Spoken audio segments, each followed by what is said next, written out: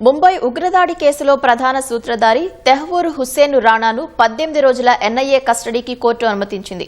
రాణాను 20 రోజుల పాటు తమ కస్టడీకి అనుమతించాలని ఎన్ఐఏ కోరగా 18 రోజుల కస్టడీకి న్యాయమూర్తి అనుమతించారు. అనంతరం కట్టుదిట్టమైన భద్రత మధ్య రాణాను ఎన్ఐఏ అధికారులు తమ ప్రధాన కార్యాలయానికి తీసుకెళ్లారు. 2008 ముంబై ఉగ్రదాడి ప్రధాన కుట్రదారుల్లో ఒకడైన తెహ్వూర్ హుస్సేన్ రాణాను ఎన్ఐఏ ఢిల్లీలోని పటియాలా హౌస్ కోర్టులో హాజరుపరిచింది. 20 రోజుల కస్టడీకి అప్పగించాలని ఎన్ఐఏ తరపు సీనియర్ న్యాయవాది దయాన్ కృష్ణన్, ప్రత్యేక పబ్లిక్ ప్రాసిక్యూటర్ నరేంద్రమాన్ కోరారు. 2008 దాడుల వెనుక ఉన్న పెద్ద కుట్రను వెలికితీయడానికి రాణాను విచారించడం అవసరమని వాదించారు. దాడుల ప్రణాళికలో నిందితుని పాత్రపైన విచారణ చేయాల్సి ఉందన్నారు.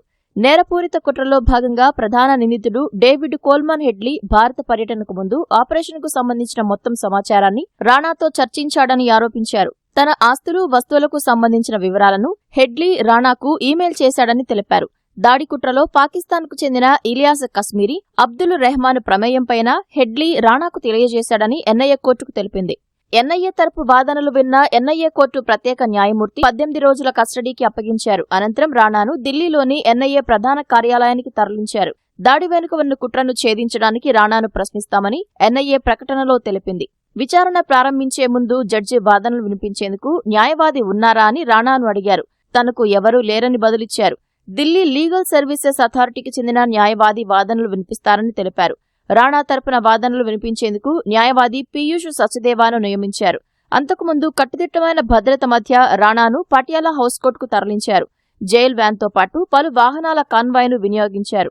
ప్రత్యేక సాయుధ స్వాట్ వాహనం, అంబులెన్స్ కాన్వాయ్లో ఉన్నాయి.